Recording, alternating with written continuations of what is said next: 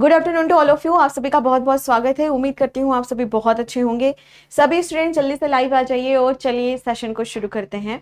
तो सभी को नमस्ते, प्रणाम, सभी को बहुत सारा प्यार। क्लास की स्टार्टिंग हम सभी करते हैं। आ जाइए बच्चे, सभी आ जाएं। ओके, तो लास्ट टाइम हम लोगों ने कहाँ तक पढ़ लिया था? गोल्गी बॉडीज तक हम लोगों ने पढ़ लिया था और अब उसके आगे का हम सभी यहाँ पर पढ़ेंगे। ठीक है, तो गोल्गी बॉडीज सभी को बहुत अच्छे से समझ आ गया था। चलो बहुत बढ़िया, बहुत अच्छे। चलिए इसके आगे का हम सभी यहाँ पर आज की कक्षा को शुरू करते हैं। ठीक है, तो गोल्गी बॉडी जब हमारा हो चुका था तो उसी के आगे अब हम सभी बात करेंगे लाइसोसोम के बारे में। क्योंकि देखो गोल्गी बॉडी से ही टूट करके क्या बन रहा था, हमारा लाइसोसोम यहाँ पर बन रहा था। ठीक है, तो चलो इसको भी हम सभी यहाँ पर पढ़ते हैं। ठीक है, ओके। तो आज की कक्षा में हम सब करेंगे सबसे पहले लाइसोसोम। अब लाइसोसोम किस तरीके से होता है, चलो उसको देखते हैं। लाइसोसोम की अगर हम यहाँ पर बात करें तो देखो इस तरह से किसी भी सेल को अगर आप देखोगे ना तो छोटे छोटे से आपको यहाँ पर लाइसोसोम दिखाई देते हैं। ठीक है, आप सभी को ये बात यहाँ पर बहुत अच्छे से पता होगा कि जो लाइसोसोम है वो बड़ा फेमस है। क्यों फेमस है? तो आंसर करना कि जो लाइसोसोम है वो इसलिए यहाँ पर फेमस है क्योंकि इसको हम सभी कहते हैं आत्मघाती थैली। लेकिन यहां पर आपको यह भी ध्यान में रखना होगा कि आत्मघाती जो थैली होती है ना, क्या हो गया? साउंड प्रॉब्लम हो रही है? सीधा ही है बिल्कुल।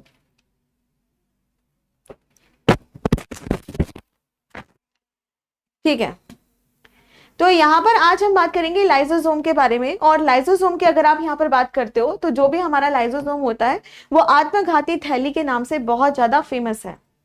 लेकिन यहां पर आपसे यह भी प्रश्न पूछा जाता है कि क्या यह आत्महत्या करता रहता है? तो ऐसा नहीं है। ठीक है, लाइसोसोम की अगर आप यहां पर बात करते हो तो सबसे पहले हम सभी यहां पर शुरुआत करेंगे कि एक सेकेंड रुकिए।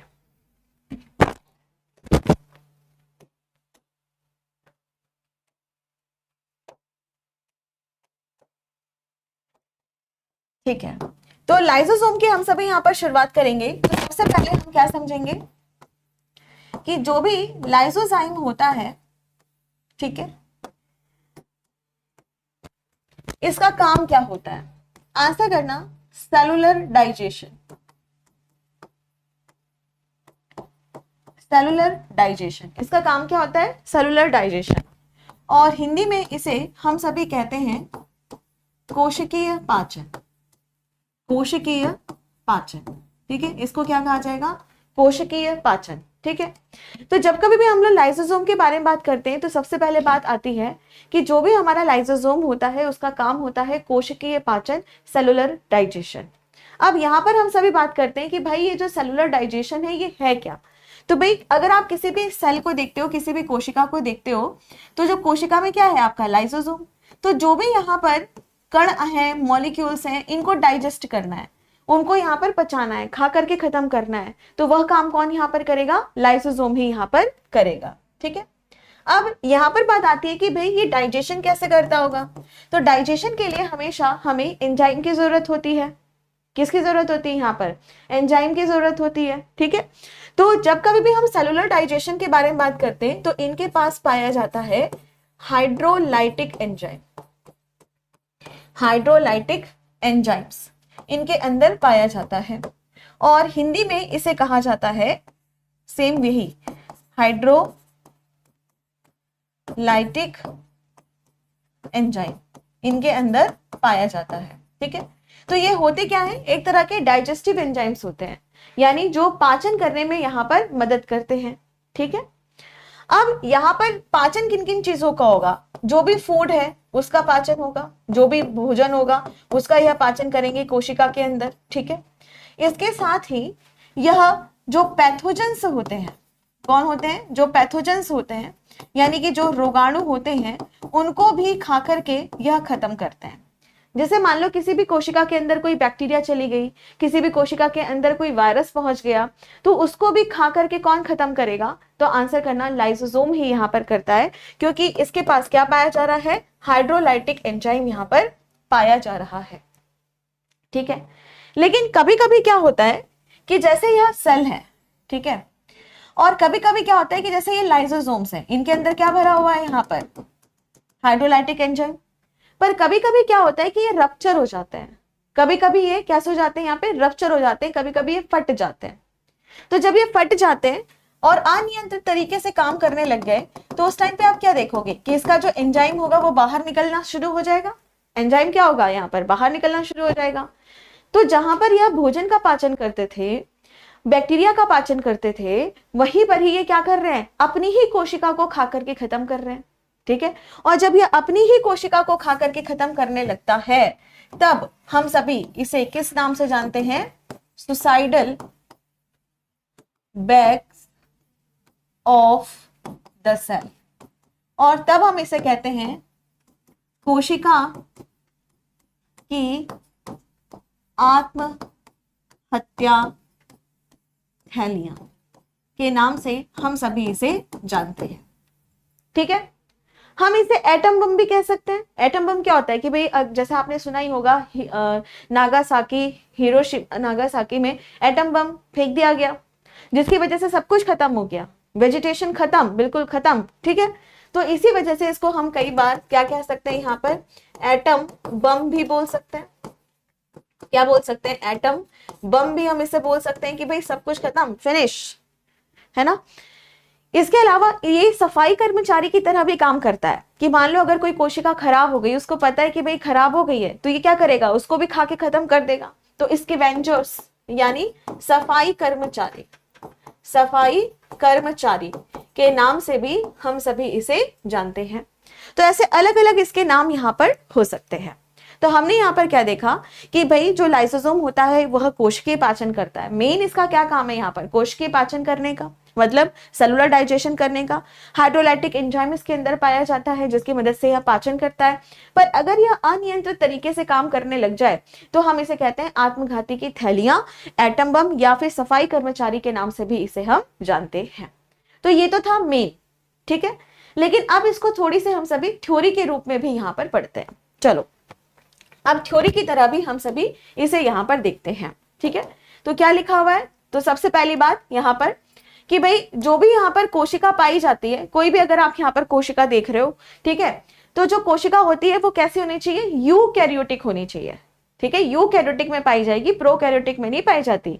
यूकैरियोटिक में यह पाई जाती है। यह कोशिकीय पाचन का काम करती है। कोई पुराना सेल है, कोई खराब सेल है, उसको भी खा करके ये खत्म कर देती है। तो सफाई करती है, ये बहुत बढ़िया तरीके से पाचन करती है, सफाई करती है बहुत बढ़िया तरीके से। और साथ में आपको यह भी ध्यान में रखना है कि लाइसोसोम के ऊपर पतली सी झिल्ली पाई जाती है, जो कि इतना इंपॉर्टेंट नहीं है। इंपॉर्टेंट क्या है कि यह बताइए, एक क्वेश्चन आया था। ठीक है। क्या क्वेश्चन था हमारा कि भाई ये बताओ यहाँ पर कि जब हम आरबीसी के बारे में बात करते हैं, लाल रक्त कणिकाओं के बारे में बात करते हैं, तो क्या लाल रक्त कणिकाओं में लाइसोसोम पाया जाता है? आंसर नहीं पाया जाता। आंसर नहीं पाया जाता है।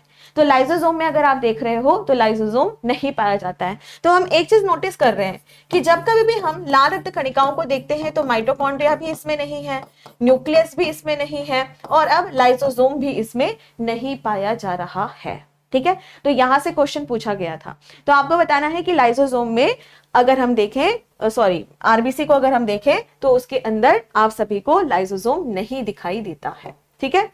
नेक्स्ट जो पॉइंट यहाँ पर है वो भी मैंने आपको पहले ही बता दिया है कि लाइसोसोम की अगर आप बात करते हो तो इसके पास पाया जाता है हाइड्रोलाइटिक एंजाइम। ठीक है। जो कि कैसा होता है, थोड़ा एसिडिक होता है। तो इसी वजह से इसको हम सभी क्या कह देते हैं, एसिडिक हाइड्रोलाइसिस के नाम से भी इसके को यहाँ पर जान सकते हैं। और जो सबसे इंपॉर्टेंट है, एक यहाँ से भी क्वेश्चन आपका बन रहा है। ठीक है। और तीसरा क्वेश्चन यहाँ से बनता है कि ये बताओ लाइसोसोम की डिस्कवरी किसने की थी, लाइसोसोम की खोज यहाँ पर किसने की थी? तो आंसर करना है क्रिश्चियन रेने डी दवे। ठीक है। तो किसने की थी यहाँ पर? क्रिश्चियन रेने डी दवे ने इनकी खोज की थी। ठीक है। अगर पूरा नाम याद नहीं आता तो आप दवे नाम यहां पर याद रख सकते हैं, इसको हम ऐसे भी लिख सकते हैं, दवे। ठीक है। डन।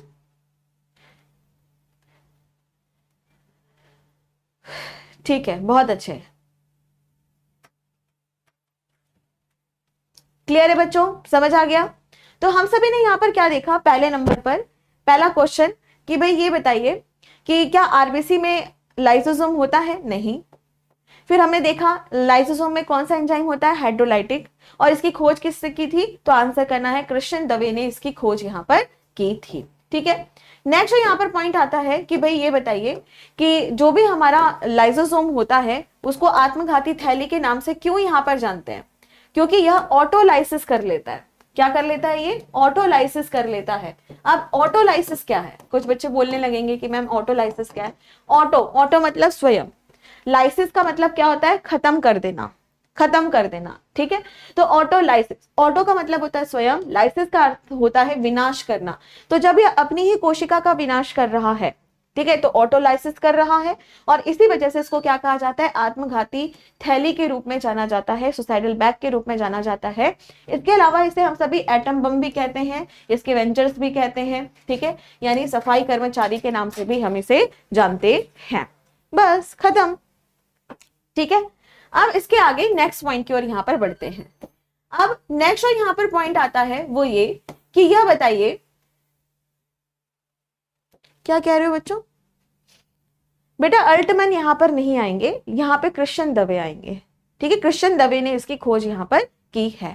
ठीक है, चलो, तो ये आपका जो लाइसोसोम है ये खत्म हो गया। एक बार फिर से जल्दी से मैं इसका रिवाइज यहां पर करवा देती हूँ। देखो बहुत सिंपल है, जब कभी भी हम लोग सेल को देखते हैं, सेल के अंदर छोटी छोटी हमें थैलियां दिखाई देती हैं, जिसको हम सभी लाइसोसोम कहते हैं। लाइसोसोम की अगर आप बात करें तो इनका काम होता है कोशिकीय पाचन का, क्योंकि इनके अंदर पाया जाता है हाइड्रोलाइटिक एंजाइम। अगर यह अनियंत्रित तरीके से काम करते हैं तो इन्हें सुसाइडल बैग कहा जाता है, एटम बम कहा जाता है, और सफाई कर्मचारी कहा जाता है। फिर मैंने आपको बताया कि आरबीसी की अगर हम बात करते हैं तो लाइसोसोम उसमें नहीं पाए जाते हैं। फिर मैंने बताया कि यह ऑटोलाइसिस करते हैं, मतलब स्वयं का विनाश कर लेते हैं। ठीक है, और फिर इसके बाद जो सबसे लास्ट में था वो ये कि इनकी खोज यहाँ पर किसने की थी, तो आंसर करना कृष्ण रेने डी दवे ने इनकी खोज की थी। ठीक है, क्लियर है मैम, समझ आ गया। विपुल माली पहले थोड़ा सा तमीज में लिखिए, फिर मैं आपका आंसर करूंगी। पहले टीचर को रिस्पेक्ट देना सीखिए, उसके बाद मैं आपसे बात करती हूँ। चलो, अब इसके बाद हम नेक्स्ट पॉइंट की ओर यहां पर बढ़ते हैं, आगे चलते हैं। अब हम सभी बात करेंगे यहां पर किसके बारे में, राइबोसोम्स के बारे में। अब हम यहां पर किसके बारे में बात करेंगे बच्चों, राइबोसोम्स के बारे में। राइबोसोम्स। ठीक है, तो बहुत ज्यादा फेमस है ये सेल ऑर्गेनेल राइबोसोम्स। क्या होते हैं राइबोसोम्स, तो चलो इसको भी हम सभी यहां पर सबसे पहले समझते हैं। देखिए, सबसे पहले आपको क्या करना है, एक सेल को यहां पर देखना है। ठीक है, ठीक, सेल में ये रहा हमारा न्यूक्लियस। ठीक, और यहां पर छोटे छोटे आपको बहुत सारे ग्रेन्यूल्स दिखाई दे रहे हैं, छोटे छोटे बहुत सारे कण आपको यहां पर दिखाई दे रहे हैं। ठीक है, बिल्कुल दिख रहे हैं। दूसरे नंबर पर यहां पर भी आप क्या देखोगे कि आपको छोटे छोटे बहुत सारे कण यहां पर दिखाई दे रहे हैं। तो आप एक चीज नोटिस करो कि कुछ कण जो है वो साइटोप्लाज्म में बहते हुए दिखाई दे रहे हैं, जबकि जो कुछ कण हैं वह दूसरे सेल ऑर्गेनेल, दूसरे कोशिकांग के ऊपर चिपके हुए दिखाई दे रहे हैं, है ना। तो हम क्या देख रहे हैं कि जो राइबोसोम होता है वह फ्री तरीके से भी घूम रहा है। कैसा, फ्री तरीके से साइटोप्लाज्म में घूम रहा है। इसके अलावा कुछ दूसरे सेल ऑर्गेनेल है, उसमें यह चिपका हुआ सा भी दिखाई दे रहा है। ठीक है, हमने इससे पहले यहां पर क्या पढ़ा था, हमने इससे पहले यहां पर पढ़ा था कि एंडोप्लाज्मिक रेटिकुलम, कल की क्लास में पढ़ा था एंडोप्लाज्मिक रेटिकुलम, है ना, पढ़ा था। तो एंडोप्लाज्मिक रेटिकुलम की अगर आप यहां पर बात करते हो तो हमने पढ़ा रफ एंडोप्लाज्मिक रेटिकुलम, जिसमें आपने देखा कि उसके ऊपर राइबोसोम्स चिपके हुए थे। ठीक है, तो ऐसे ही आप सभी देखेंगे कि राइबोसोम या तो फ्री मिलेगा या फिर दूसरे सेल ऑर्गेनेल जैसे कि endoplasmic reticulum, rough endoplasmic reticulum के ऊपर भी चिपका हुआ यह दिखाई देता है। तो अगर आप सेल को देखते हो तो सेल में हर जगह आपको राइबोसोम बहुत ही आसानी से दिख सकता है। ठीक है, अब इसके बाद नेक्स्ट पॉइंट की ओर यहां पर बढ़ते हैं। नेक्स्ट जो पॉइंट आता है वो है कि जो भी हमारा राइबोसोम होता है वह एक यूनिवर्सल सेल ऑर्गेनेल है। क्या है, universal cell organelle. Universal cell organelle का क्या यहां पर मतलब होता है, तो चलो इसको भी समझते हैं। यहां पर यूनिवर्सल की अगर आप यहां पर बात करो, इसका मतलब इस दुनिया में हर सेल में यह पाया जाएगा, चाहे वह प्रोकैरियोटिक कोशिका हो, चाहे वो यूकैरियोटिक कोशिका हो, चाहे प्लांट की सेल हो, चाहे एनिमल की सेल हो, किसी की भी सेल उठा के आप देख लीजिए, सभी में आपको राइबोसोम जरूर दिखाई देगा। तो अगर आपसे यह पूछा जाए कि भाई यूनिवर्सल सेल ऑर्गेनेल किसे कहते हैं, तो आंसर करना है कि राइबोसोम्स को ही हम सभी यहां पर कहते हैं। ठीक है, नेक्स्ट पॉइंट आता है कि क्या इसमें झिल्ली पाई जाती है? नहीं, इसमें कोई भी मेम्ब्रेन नहीं पाई जाती है, कोई भी झिल्ली यहां पर नहीं पाई जाती है। ठीक है, तो मैंने आप लोगों को पहले भी यहां पर बताया हुआ है कि जब कभी भी हम बात करते हैं झिल्लियों के बारे में, मेम्ब्रेन के बारे में, तो राइबोसोम एक ऐसा सेल ऑर्गेनेल है जिसमें कोई भी झिल्ली नहीं पाई जाती है। आपको मैंने संतरे वाली गोली का एग्जाम्पल दिया था ना, संतरे वाली गोली का एग्जाम्पल। ठीक है, संतरे वाली गोली का एग्जाम्पल दिया था, बहुत अच्छे। तो यहां पर आप सभी को यह ध्यान में रखना है कि संतरे वाली गोली के ऊपर आप देखेंगे कि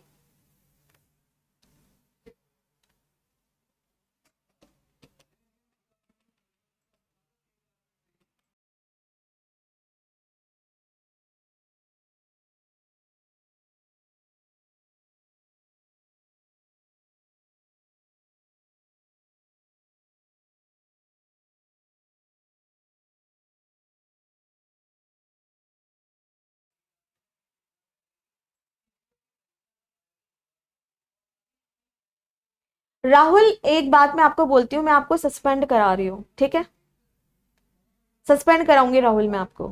जब से देख रही हूँ तब से आप कमेंट ही किए चले जा रहे हैं, कमेंट ही किए चले जा रहे हैं। बेटा थोड़ा सा पढ़ लो, ठीक है, ऐसा पढ़ा दो, थोड़ा पीडीएफ अच्छे से समझा दो या थोड़ा अच्छा से दीजिएगा, तुम्हारे हिसाब से मैं नहीं चलूंगी। ठीक है, और आइंदा अगर आपने यहाँ पे कोई भी कमेंट किया सस्पेंड करा दूंगी, 1 मिनट का समय लगेगा। मेरी क्लास में मैंने पहले ही बोला है, कल भी मैंने आपको समझाया था कि अगर बच्चे मेरी क्लास में अच्छे से बिहेव नहीं करेंगे तो मैं भगा देती हूँ और मुझे कोई कुछ बोलेगा भी नहीं, इस चीज को ध्यान रखना। ठीक है, तो ये फालतू के जो नखरे हैं ना तुम्हारे, ये किसी और क्लास में जाके दिखाना। वॉइस की प्रॉब्लम है, जैसे दूसरे बच्चे बता रहे हैं, उसके ऊपर काम हो रहा है, कोई दिक्कत नहीं होगी। ठीक है, ओके, तो इस चीज को ध्यान रखना। 2 राहुल है मैम, हमको सस्पेंड मत करिएगा, वो तो हम निकाल लेंगे नंबर बेटा, उसकी कोई बात नहीं है। 2 मिनट लगते हैं, यहाँ पर सारी पूरी हिस्ट्री खुल के आ जाती है। चलो, तो यहाँ पे हम सभी ध्यान रखते हैं, आगे बढ़ते हैं। बेटा पढ़ाई पे फोकस करो, जो पढ़ाया जा रहा है उस पर फोकस नहीं है, फालतू की इधर उधर की चीजों के ऊपर यहाँ पर आप ध्यान देते हो। ठीक है, तो यहाँ पर हम सभी देखते हैं सबसे पहले कि अब्सेंस ऑफ द मेम्ब्रेन। अब जैसे मैंने आप लोगों को यहाँ पर संतरे की टॉफी के बारे में बताया था, है ना, उसके ऊपर कोई भी रैपर नहीं पाया जाता, कोई भी झिल्ली यहाँ पर नहीं पाई जाती है। बिल्कुल उसी तरीके से अगर हम यहाँ पर बात करते हैं किसके बारे में, हम अगर बात करते हैं यहाँ पर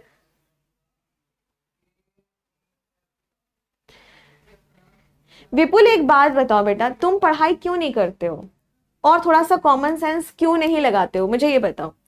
अब इस बच्चे ने पूछा मेरे से कि लाइसोसोम बॉडी में कहां मिलता है। सभी बच्चे बताओ कि मैं उसको क्या रिस्पॉन्स करूं। कह रहा है कि लाइसोसोम बॉडी में कहां मिलता है। बेटा हम क्या पढ़ रहे हैं, हम पढ़ रहे हैं सेल, कोशिका। आपकी पूरी बॉडी में असंख्य कोशिका है। क्या है? असंख्य कोशिका, आप गिन नहीं सकते। ठीक है, अब जो भी कोशिका है, कोशिका के अंदर ही तो क्या मिलेगा, लाइसोसोम। वही बात तो कह रही हूं मैं, पढ़ने पे ध्यान ही नहीं है, बस कमेंट करने के ऊपर ध्यान है कि किसी तरह हम बस हमारा नाम मैडम ले लें या फिर हम थोड़े फेमस से हो जाएं, बस। बेटा पढ़ाई पे ध्यान दे लो। हाँ अमन, बिल्कुल ठीक बता रहे हो आप। ठीक है, चलो हो गया, अब शांत हो जाओ सभी बच्चे। बेटा पढ़ाई का फ्लो खराब हो जाता है, इतने अच्छे से हमारा टॉपिक चल रहा था, मैंने सोचा था आज कंप्लीट हो जाएगा, बट तुम लोग फिर इस तरह की हरकतें करोगे तो फिर वही है, भगा दूंगी मैं। ठीक है, तो हम सभी क्या देखते हैं, हम सभी पढ़ रहे हैं यहाँ पे राइबोसोम के बारे में।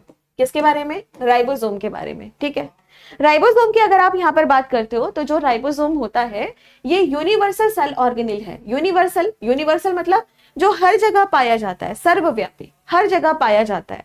ठीक है, हाँ, इतने से सेल में बहुत सारे सेल ऑर्गेनेल होते हैं। ठीक है, तो यहाँ पे अगर हम बात करें तो हर सेल में यह पाया जा रहा है, हर सेल में। ठीक है, चाहे प्रोकैरियोटिक हो चाहे यूकैरियोटिक हो, हर सेल में यह पाया जा रहा है।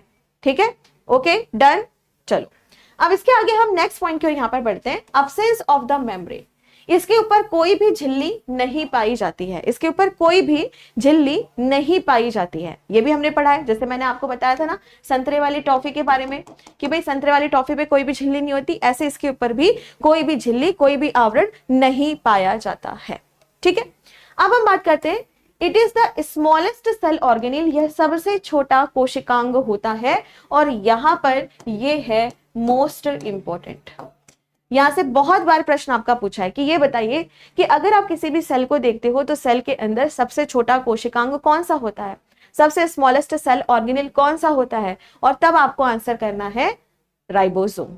क्या होता है? राइबोसोम। अब मैं यहीं पर ही ना आपको एक एडवांस और बताती हूँ, एडवांस चीजें और समझाती हूँ। एक क्वेश्चन मैंने देखा था, क्या कि यह बताइए membrane bound smallest cell organelle, Hindi में झिल्ली युक्त सबसे छोटा कोशिकांग, सबसे छोटा कोशिकांग। ठीक है, ये क्वेश्चन मैंने देखा था।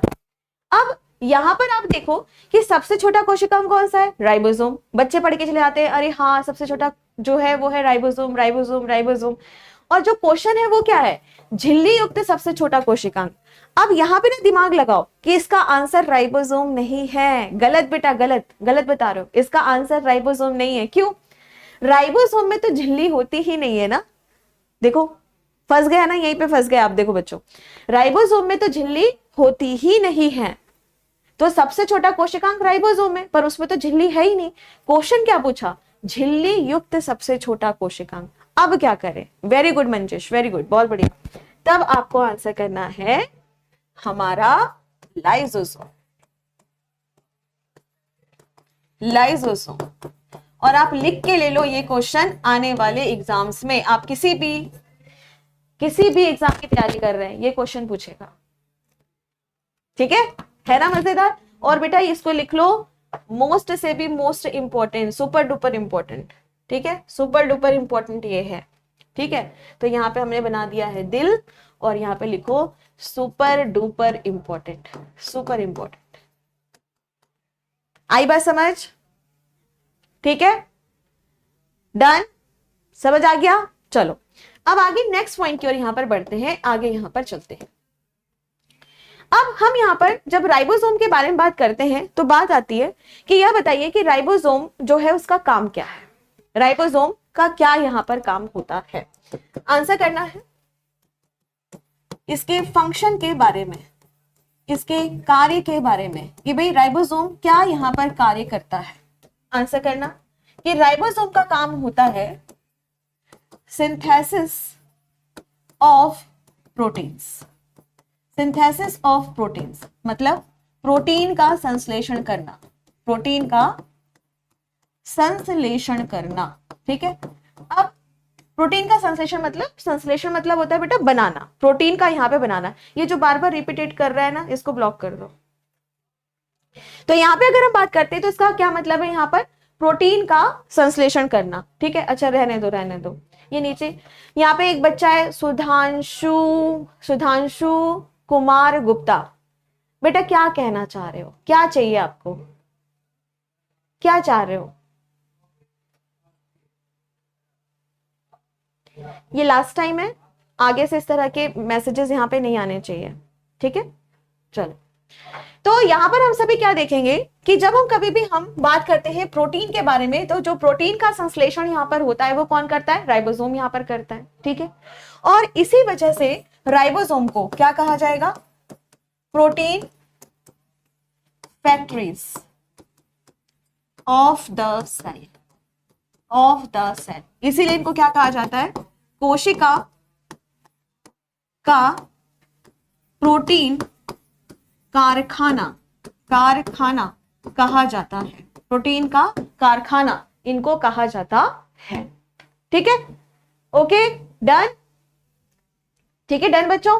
तो यहाँ पर हम सभी क्या देखेंगे कि जब राइबोसोम की हम बात करते हैं तो राइबोसोम का यहाँ पर क्या काम होता है, तो सीधे सीधे आप लोगों को यहाँ पर आंसर करना है कि राइबोसोम का काम होता है प्रोटीन का संश्लेषण करना, और इसी वजह से राइबोसोम किस नाम से फेमस है, प्रोटीन कारखाने के नाम से यहाँ पर यह फेमस है। ठीक है, डन बच्चों, समझ आ गया? आपस में बातचीत मत करिए।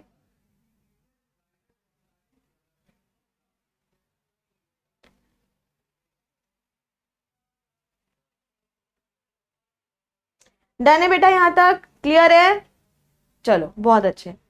अब इसके आगे हम नेक्स्ट पॉइंट की ओर यहां पर बढ़ते हैं और थोड़ी सी हिस्ट्री भी हम सभी यहां पर समझ लेते हैं कि भाई ये बताओ कि राइबोसोम की खोज किसने की थी। इस तरह से भी प्रश्न आपके एग्जाम में बहुत ज्यादा पूछा जाता है। ठीक है, तो चलो शुरू करते हैं। शुरू करने से पहले एक साइंटिस्ट के नाम को मैं हाईलाइट करूंगी जिनका नाम है पेलाटे।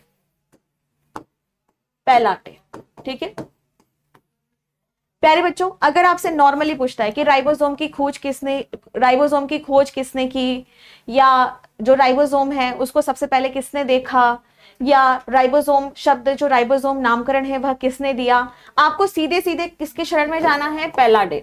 ठीक है, हमेशा कहना है पेलाटे पेलाटे पेलाटे। तो राइबोसोम की खोज किसने की, पेलाटे। राइबोसोम शब्द किसने दिया, पेलाटे। लेकिन जब प्रीवियस ईयर में कर रही थी तो कुछ बच्चे आप में से पीसीएस की भी तैयारी कर रहे होंगे, है ना, वहां पर एक प्रश्न पूछा गया था कि यह बताओ कि पादप कोशिका के अंदर, मतलब कि जब हम यहां पर किसी भी प्लांट सेल को देखते हैं तो प्लांट सेल में राइबोसोम की खोज किसने की थी, यह क्वेश्चन पूछा गया है। अब यहां पे आंसर आपका चेंज हो जाता है। अगर स्पेशली यह प्रश्न पूछा तब आपको आंसर करना है, दो साइंटिस्ट है रॉबिन्सन और ब्राउन। कौन, रॉबिन्सन और ब्राउन, और उन्होंने ही यहां पर पादप कोशिका के अंदर राइबोसोम की खोज की, और पशु कोशिका यानी जंतु कोशिका में तो पेलाटे ने ही की थी। ठीक है, तो हमेशा ध्यान रखना, राइबोसोम की खोज किसने की, पेलाटे। वहां पे कुछ नहीं लिखा है, सिर्फ इतना लिखा है कि राइबोसोम की खोज किसने की, पेलाटे। लेकिन अगर वो स्पेशली आपसे पूछ रहा है, यह बताइए पादप कोशिका में किसने की, पादप कोशिका में खोज किसने की, राइबोसोम की खोज किसने की, तब तुम्हें अपना थोड़ा सा एक्स्ट्रा वहां पर एफर्ट डालना है कि हाँ हमें अब पता है भाई, और आंसर क्या हो जाएगा तब, रॉबिन्सन और ब्राउन। ठीक है, लेकिन अगर नॉर्मली पूछा है तो पेलाटे। अपना ज्ञान तभी दिखाओ जब पूछा जाएगा, जबरदस्ती ज्ञान नहीं दिखा देना, नहीं तो गड़बड़ हो जाएगा। ठीक है, तो क्या बोलेगा, राइबोसोम की खोज किसने की, पेलाटे। ठीक है, फिर यहां पे बोलेगा कि ये बताओ कि एनिमल सेल के अंदर राइबोसोम की खोज किसने की, पेलाटे। और राइबोसोम शब्द नामकरण किसने दिया, पेलाटे। पेलाटे पेलाटे पेलाटे। ठीक है, लेकिन अगर वो स्पेशली आपसे यहाँ पे स्पेशली प्रश्न पूछ रहा है कि किसी भी पादप कोशिका के अंदर, प्लांट सेल के अंदर किसने खोज की, तब आपको आंसर करना है रॉबिन्सन एंड ब्राउन। डन, ठीक है, ठीक है, डन डन, बहुत अच्छे। चलो अब इसके आगे हम नेक्स्ट पॉइंट की ओर यहां पर बढ़ते हैं। अब जैसा कि हम सभी को ये बात बहुत अच्छे से पता है कि जो सेल होती है वह दो तरीके की होती है। पहली जो होती है वो है प्रोकैरियोटिक सेल, प्रोकैरियोटिक सेल। ठीक है, और जो दूसरी होती है वो है यूकैरियोटिक सेल। ठीक है, हिंदी में भी लिख लेते हैं। पहला है प्रोकैरियोटिक कोशिका और दूसरी होती है यहां पर यूकैरियोटिक कोशिका। ठीक है, दो तरह की सेल होती है। ठीक है बच्चों, तो हमने यहां पर क्या देखा कि भाई जब कभी भी हम यहां पर सेल को देखते हैं तो एक है प्रोकैरियोटिक, एक है यूकैरियोटिक। दोनों में राइबोसोम होता है। हाँ भाई, दोनों में राइबोसोम होता है, अभी हमने पढ़ा सर्वव्यापी है, सब में पाया जाता है। पर क्वेश्चन यह पूछता है कि प्रोकैरियोटिक में किस तरह का राइबोसोम होगा और यूकैरियोटिक में किस तरह का राइबोसोम होगा। ठीक है, ये भी आपसे पूछता है, तो आपको बताना है प्रोकैरियोटिक में 70S तरीके का राइबोसोम होता है। ठीक है, और यूकैरियोटिक में 80S तरीके का राइबोसोम होता है। ठीक है, प्रोकैरियोटिक में 70S और यूकैरियोटिक में 80S। अगर आप राइबोसोम को देखते हो तो राइबोसोम कुछ इस तरीके का दिखाई देता है, कुछ इस तरह का राइबोसोम यहां पर दिखाई देता है। ठीक है, ऊपर वाला भाग जो छोटा है, ये ऊपर वाला भाग कैसा है बच्चों, यहाँ पर छोटा है, इसको हम सभी कह देते हैं स्मॉल सब यूनिट। क्या कह देते हैं इसको हम सभी यहाँ पर, स्मॉल सब यूनिट। और जो नीचे वाला हिस्सा है वो थोड़ा सा आपको कैसा दिख रहा होगा, थोड़ा बड़ा दिख रहा होगा, इसको हम सभी कह देते हैं यहाँ पर लार्जर सब यूनिट। ठीक है, तो नीचे वाला भाग कैसा है, बड़ा है, और ऊपर वाला भाग छोटा है। ठीक, अब यहाँ पर आपसे कहता है कि ठीक है, हमें ये बात तो समझ आ गई कि इधर 70S है और उधर 80S है, पर ये बना किससे है। ठीक है, ये यहाँ पर बना किससे है, ये भी आपसे यहाँ पर पूछा जाता है। देखो इस तरह की इमेज यहाँ पर दिखती है, तो लिखेंगे 30S प्लस 50S से मिल करके यहाँ पर 70S बना हुआ होता है। ओके, और वहीं पर ही दूसरी तरफ अगर आप देखते हो,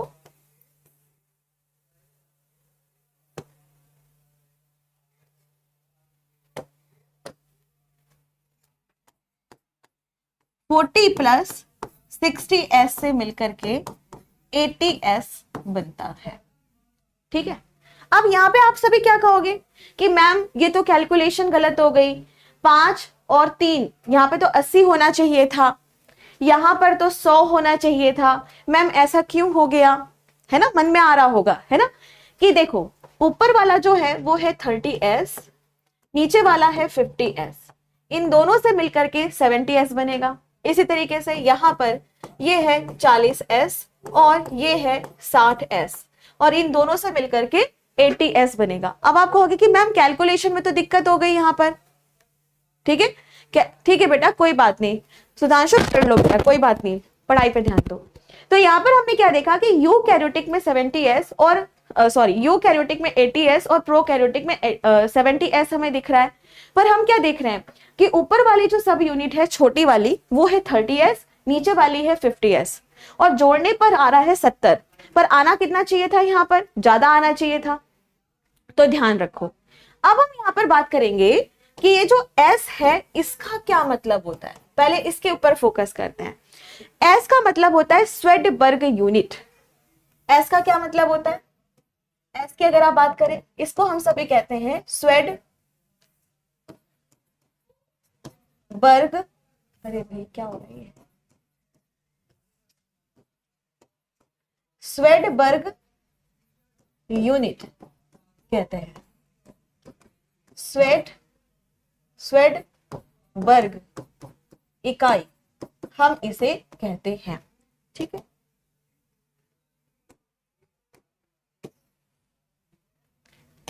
अब बेटा जो स्वेडबर्ग इकाई जो होती है ना वो क्या है, स्वेडबर्ग यूनिट होती क्या है, तो आंसर करना। स्वेडबर्ग यूनिट की अगर हम बात करें तो ये सेंट्रीफ्यूगेशन की इकाई होती है। सेंट्रीफ्यूगेशन मतलब क्या हो गया कि जब हम चीजों को तोड़ते हैं, है ना, चीजों को तोड़ते हैं तो उसकी इकाई ही क्या होती है, स्वेडबर्ग यूनिट। तो देखो मैं आपको दिखा देती हूं यहां पर,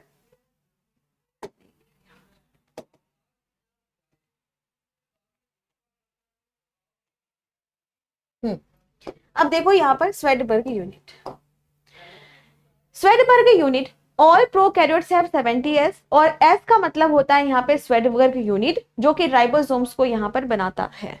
ठीक है, बाकी ये सब थ्योरी उतनी पढ़ने की जरूरत नहीं है क्योंकि मैंने यहाँ पर अच्छे से इसको डिफाइन कर दिया है। ठीक है, चलो समझ आ गया। तो यहाँ पर ना कई बार आपसे यह पूछता है कि भाई ये बताइए प्रोकैरियोटिक कोशिका के अंदर कितने तरह का राइबोसोम पाया जाता है, 70S। छोटी वाली सब यूनिट कितनी होती है, 30, बड़ी वाली कितनी होती है, 50, टोटल होती है 70। वैसे अगर आप मैथ्स की कैलकुलेशन करते हो तो यहाँ पर आपका क्या आना चाहिए, ज्यादा आना चाहिए, 80 आना चाहिए, पर जो 10S होता है वो गायब हो जाता है। ठीक है, क्योंकि जब हम उसको सेंट्रीफ्यूग करते हैं तो ये गायब हो जाता है। तो इसीलिए आपको उतना डिटेल में नहीं जाना, सिर्फ इतना ध्यान रखना कि यहाँ पे 70S होता है जिसमें छोटी इकाई होती है 30 और बड़ी होती है 50। इसी तरीके से यहाँ पर यूकैरियोटिक कोशिका की अगर हम बात करें तो 80S यहाँ पर पाया जाता है। ऊपर वाला जो होता है वो 40S का होता है, नीचे वाला 60S का होता है, टोटल मिलाकर के 80S का होता है। और फिर आपसे पूछता है कि S का क्या मतलब है, तो आंसर करना स्वेडबर्ग यूनिट। क्या होगा, स्वेडबर्ग यूनिट। ठीक है, समझ आ गया? एक बार और अच्छे से बताती हूँ, स्टार्टिंग से बताती हूँ, ठीक है? कंफ्यूजन मत रखना किसी भी तरीके का। देखो, सेल की अगर हम बात करते हैं तो राइबोसोम हमें दिखाई देता है। राइबोसोम या तो फ्री साइटोप्लाज्म में घूमता हुआ दिखाई देगा या फिर किसी दूसरे सेल ऑर्गेनेल, किसी दूसरे कोशिकांग के ऊपर चिपका हुआ दिखाई देता है। जैसे अगर हम रफ एंडोप्लाज्मिक रेटिकुलम के बारे में बात करते हैं तो इसमें हमें राइबोसोम चिपका हुआ दिखाई देता है, ठीक है?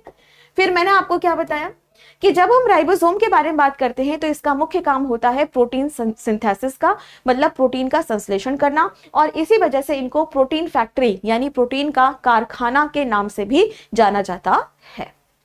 जब राइबोसोम की खोज के बारे में बात होती है तो यहाँ पर आता है नाम किसका? पैलाडे का।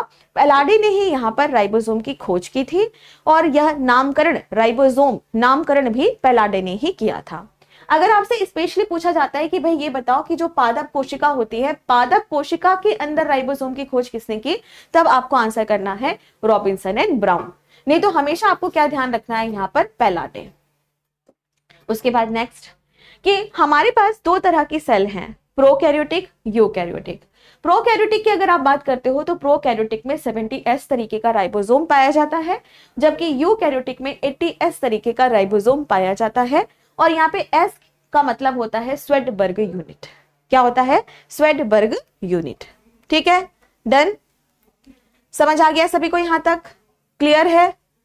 चलिए अब इसके आगे हम नेक्स्ट क्वेश्चन की ओर यहां पर बढ़ते हैं, मतलब नेक्स्ट सेल ऑर्गेनेल की ओर यहां पर बढ़ते हैं। नेक्स्ट इसके बाद आता है वो है हमारा रिक्तिकाएं। इसके बाद जो नेक्स्ट आता है वो है हमारी रिक्तिकाएं, जिनको हम सभी रसधानी के नाम से जानते हैं और हिंदी में हम इसे कहते हैं वैक्यूल्स, इंग्लिश में कहते हैं वैक्यूल्स। ठीक है, तो अब हम यहां पर समझेंगे वैक्यूल्स के बारे में कि भाई वैक्यूल्स क्या होते हैं, रिक्तिकाएं क्या होती हैं, रसधानी यहां पर क्या होती हैं। तो चलो इसको भी हम सभी समझते हैं। तो जब कभी भी हम लोग किसी भी कोशिका को देखते हैं तो कोशिका के अंदर कुछ हमें खाली जगह दिखाई देती है, खाली सी जगह दिखाई देती है, और इसी को हम सभी रसधानी या वैक्यूल के नाम से यहां पर जानते हैं। जब आप छोटे थे, जब आपको मम्मी नहलाती होगी साबुन लगा लगा करके, तो आपने देखा साबुन से बुलबुले उठते हैं, आप बुलबुले फूंक देते हो, है ना? बुलबुले सभी ने सुना होगा, बबल्स, बुलबुले। जैसे उनको आप छुओगे, टैप करोगे, वैसे ही वो तुरंत क्या होते हैं? फट जाते हैं, है ना? रप्चर हो जाते हैं, बुलबुले। तो बिल्कुल इसी तरह से कोशिका के अंदर बुलबुले की तरह संरचना आपको दिखाई दे रही है, बुलबुले। ठीक है, अच्छा एक और मैं आपको उदाहरण बताती हूँ। आप में से कितने ऐसे बच्चे हैं जो पीजी या हॉस्टल में रहते हो, या फिर घर पे भी अगर आप पढ़ाई करते होगे तो एक छोटी सी टेबल आपकी होगी, है ना? या एक ऐसा कोना होगा कि जैसे बाहर से कुछ खरीद के लेके आए और उसको आपने उस टेबल पे रख दिया, है ना? और कॉपी किताब कुछ नई बुक लेकर के आए, उसको भी वहीं पे रख दिया जब तक कि तुम पढ़ नहीं रहे हो, पढ़ने के बाद भी। यहाँ तक कि कई बार क्रीम पाउडर, मिरर, कॉम्ब, कंघी सब वहीं पे रहता है ना? कई बार पढ़ भी वहीं पे रहे हैं, खाने का सामान भी वहीं पे रखा है ना? और कभी कभी फिर आपके दिमाग में आता है चलो यार सफाई करते हैं, तो सफाई करते टाइम पे फिर आप हर जगह वहां से उठा करके जहां पे रखना चाहिए वहां पे रख देते हो। और कभी कभी तो ऐसा होता है कि जो हम वॉशरूम जा रहे हैं अगर नहाने के लिए, तो कपड़े भी हम अपने थोड़े वहीं पे रख देते हैं थोड़ी देर के लिए, होता है ना ऐसा? तो एक छोटी सी टेबल, एक छोटी सी जगह इस तरह से काम कर रही है, सब कुछ काम कर रही है टेम्पररी स्टोरेज की तरह, थोड़ी देर के लिए स्टोरेज की जगह, स्टोरेज जगह की तरह काम कर रही है ना? कि भाई आ रहे हैं हम, पेन का काम नहीं है, यहीं रख दो, बाद में फेंक देंगे, या अच्छा कुछ नया पेन लेके आए, अभी यहीं पे रख देते हैं, बाद में ले लेंगे। तो वो एक छोटी सी जगह होती है जहां पे सब कुछ भरा जाता है, रखा जाता है, फिर बाद में हटा भी दिया जाएगा, उसको हटा भी दिया जाएगा, पर थोड़ी देर के लिए स्टोर करके रखा जाएगा। राइट बच्चों, बिल्कुल वैसे ही हमारी जो रिक्तिका होती है, जो रसधानी होती है, या जो वैक्यूल्स होते हैं, वो भी बिल्कुल उसी तरीके से यहाँ पर काम करते हैं, स्टोरेज का काम करते हैं। तो आपको समझ आ गया कि अगर आप किसी भी कोशिका को देखते हो तो कोशिका के अंदर स्टोरेज का काम कौन करेगा? तो आंसर करना कि वह वैक्यूल करता है, रसधानी करता है। और अच्छे से इसको समझते हैं। रसधानी की अगर हम बात करें तो सबसे पहले हम समझेंगे एनिमल सेल, प्लांट सेल, जंतु कोशिका और इधर पादप कोशिका।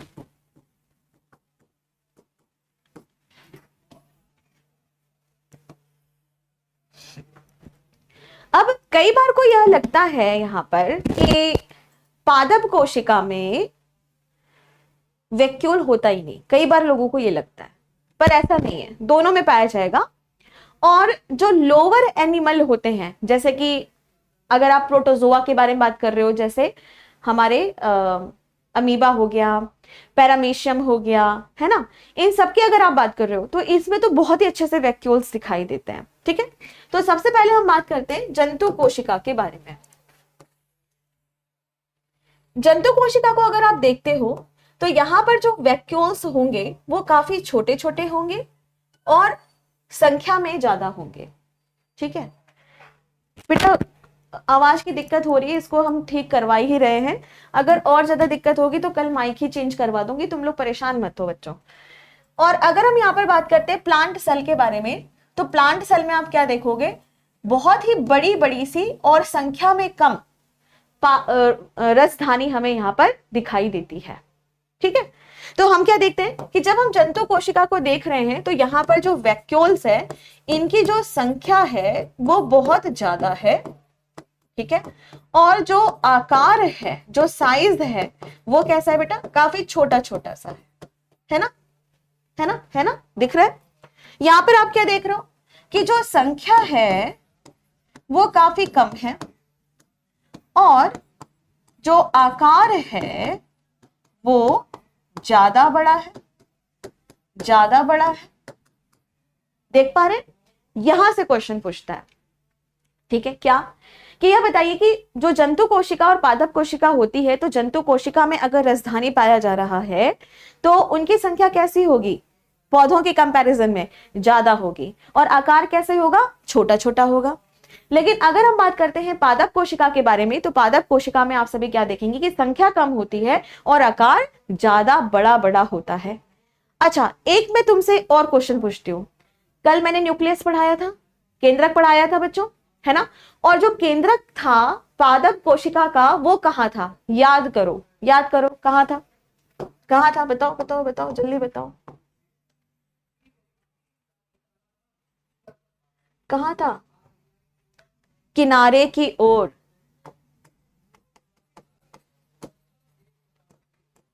केंद्रक कहाँ था, किनारे की ओर, और इसका केंद्रक कहाँ था, बीच में।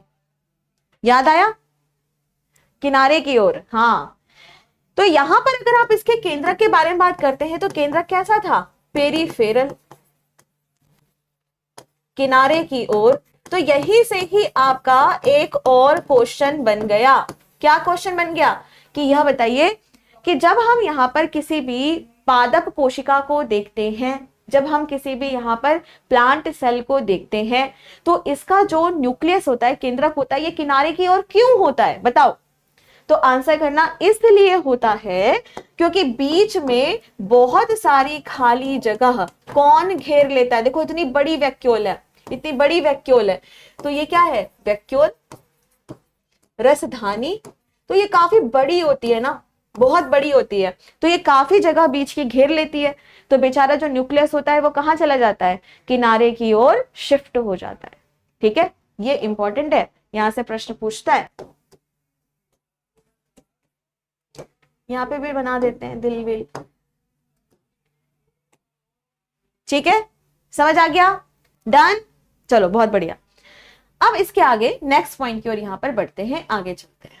ठीक है, अब थोड़ी सी इसकी हिस्ट्री समझते हैं। ठीक है, थोड़ी सी इसकी हिस्ट्री समझते हैं। नॉर्मली अगर आप किसी भी कोशिका को देखोगे तो कोशिका में आपको कुछ इस तरह से वैक्यूल दिखाई देता है। ठीक है, अब इसकी हिस्ट्री हम सभी यहाँ पर समझते हैं, खोज कैसे हुई इसको हम सभी समझते हैं। सबसे पहले यहां पर एक साइंटिस्ट आते हैं, साइंटिस्ट वगैरह का नाम यहीं पे आपको याद रखना है और एक टेक्सोनॉमी में याद रखना है, इसके अलावा आपको ज्यादा साइंटिस्ट के नाम याद नहीं रखने हैं। ठीक है, चलिए, तो यहां पर आता है एक साइंटिस्ट का नाम जिसका नाम है स्पेनजेले। ठीक है, स्पेंजेली ने सबसे पहले प्रोटोजोआ के अंदर, प्रोटोजोआ जैसे कि अमीबा, प्लाज्मोडियम, है ना, ये सब प्रोटोजोआ है, पैरामीशियम। तो ये प्रोटोजोआ के अंदर इन्होंने पहली बार रसधानी यानी वैक्यूल को यहां पर देखा। और जब वैक्यूल को इन्होंने देखा ना, तो वैक्यूल इनको कुछ इस तरीके से दिखाई दिया, स्टार की तरह। कैसा? सितारे की तरह, स्टार की तरह इनको यहां पर दिखाई दिया। तब इन्होंने समझा कि यह कोई एक श्वसन अंग होगा। उनको ऐसा लगा, भाई पहले जब खोज करते हैं तो एक ही बार में सही थोड़ी निकल जाता है सारा रिजल्ट, है ना। इन्हें लगा कि इन्होंने जो खोजा है वो क्या है, यहाँ पर श्वसन तंत्र की तरह काम करता होगा। लेकिन बहुत बाद में डुजार्डिन नाम के एक साइंटिस्ट आए। कौन? डुजार्डिन नाम के साइंटिस्ट। और इन्होंने इसको नाम दिया वैक्यूल। क्या नाम दिया इन्होंने इसको यहाँ पर? वैक्यूल। तो सबसे पहले अगर आपसे यहां पर यह पूछा जाए कि भाई यह बताइए कि सबसे पहले रसधानी को किसने देखा या वैक्यूल को किसने देखा? आंसर स्पेंजेली नाम के एक साइंटिस्ट ने देखा। फिर आपसे कहा जाएगा वैक्यूल शब्द का जो नामकरण है वह किसने किया? तो आंसर क्या करना है? डुजार्डिन नाम के साइंटिस्ट ने किया। किसने? डुजार्डिन नाम के साइंटिस्ट ने यहां पर किया। ठीक है, अब इसके बाद नेक्स्ट पॉइंट की ओर यहां पर बढ़ते हैं, आगे चलते हैं। इसके बाद एक और साइंटिस्ट के बारे में हम बात करेंगे, स्लीडन। आपको याद है सेल थ्योरी मैंने आपको पढ़ाया था, ठीक है। तो सेल थ्योरी में हम सभी ने पढ़ा था ना स्लेडन एंड स्वान। तो स्लेडन की अगर आप यहां पर बात करते हो तो स्लेडन ने सेम ऐसे ही पौधों के अंदर भी खोजा। और फिर उसके बाद बात आती है किसके बारे में? डी वेरिस के बारे में। किसके बारे में? डी वेरिस के बारे में। और जो डी वेरिस है उन्होंने क्या काम किया? यहाँ पर टोनोप्लास्ट की खोज की। अब आप कहोगे कि मैम ये टोनोप्लास्ट क्या होता है? तो आपको आंसर करना है कि जब कभी भी हम किसी भी वैक्यूल को देखते हैं तो वैक्यूल के चारों तरफ एक पतली सी झिल्ली पाई जाती है। और ये जो पतली सी झिल्ली पाई जाती है इसी को हम सभी टोनोप्लास्ट के नाम से यहाँ पर जानते हैं। किस नाम से? टोनोप्लास्ट। और इसके अंदर जो कुछ भी भरा हुआ होता है उसको हम सभी क्या कहते हैं? सेल सेप कहते हैं। क्या कहते हैं? सेल सेप, यानी कोशिका रस हम इसे कहते हैं। ठीक है, अब आप लोगों को थोड़ा कंफ्यूजन हो रहा होगा, एक बार फिर से मैं आप लोगों को यहाँ पे समझाती हूँ। ठीक है, परेशान मत हो, आराम से धीरे धीरे समझो। देखो बेटा, सबसे पहले मैंने क्या बताया? कोशिका के अंदर रसधानी यानी वैक्यूल की खोज किसने की? स्पेंजेली ने की। ठीक है, वैक्यूल शब्द का नामकरण किसने किया? डुजार्डिन ने किया। ठीक है, पौधे के अंदर किसने खोज की? स्लीडन ने खोज की।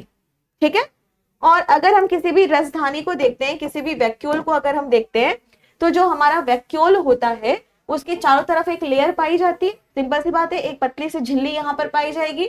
इस झिल्ली को क्या कहा जाता है? टोनोप्लास्ट। तो टोनोप्लास्ट के बारे में किसने बताया? तो आंसर करना, टोनोप्लास्ट के बारे में हमें डी वेरिस ने बताया। किसने? डी वेरिस ने बताया। और ये है मोस्ट इंपॉर्टेंट। ठीक है, कि टोनोप्लास्ट की खोज किसने की थी, टोनोप्लास्ट के बारे में किसने जानकारी दी थी, और आंसर क्या करना है? D Vries.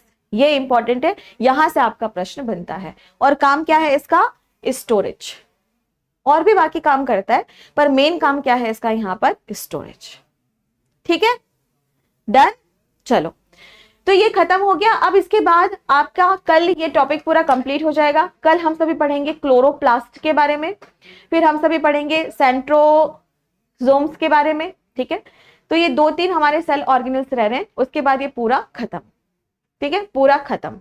तो अभी आप लोग को थोड़ा सा यह टफ लग रहा होगा, है ना, पर इसको जब पढ़ लोगे ना तो बिल्कुल इजी है, बहुत ज्यादा टफ नहीं है, बहुत इजी है। पर ये थोड़ा सा क्या है, थ्योरेटिकल है, तो लगता है अरे क्या ही पढ़ रहे हैं हम, कितने सारे साइंटिस्ट आ जा रहे हैं, पर इसीलिए मैं आपको थोड़ा थोड़ा करके पढ़ा रही हूँ। ठीक है, चलो, तो कल की क्लास में मिलते हैं। आप सभी तब तक अपना ख्याल रखो। और उसके बाद परसों से मैं थोड़ा इंटरेस्टिंग पढ़ाऊंगी। मैं सोच रही हूँ कि परसों मैं आपको कुछ इंटरेस्टिंग पढ़ाती हूँ ताकि बोरिंग से थोड़ा इंटरेस्टिंग हो जाए, है ना, फिर थोड़ा बोरिंग, फिर थोड़ा इंटरेस्टिंग, ऐसे हम सभी करेंगे। अच्छा, सब इजी लग रहा है मैम? चलो, बहुत अच्छा, कोई बात नहीं, बढ़िया बात है। पीडीएफ आज आप लोगों की अपलोड हो जाएगी A4 साइज की, उसको भी आप सभी देख सकते हो। उसके बाद मैं एक काम करूंगी, आपको पढ़ाऊंगी न्यूट्रिशन और डिजीज। ठीक है, थोड़ा रोग वगैरह पढ़ लेते तो थोड़ा इंटरेस्टिंग सा हो जाएगा, देन उसके बाद फिर वापस आ जाएंगे। वैसे इसके बाद सब इंटरेस्टिंग ही है, चलो ठीक है, वैसे तो ये भी इंटरेस्टिंग है। चलिए बच्चों, तो नेक्स्ट क्लास में मिलते हैं। आप सभी तब तक अपना ख्याल रखिए, हंसते मुस्कुराते रहिए, खुश रहिए, और कल की क्लास में मिलते हैं। Thank you so much, take care, bye bye, जय हिंद, जय भारत।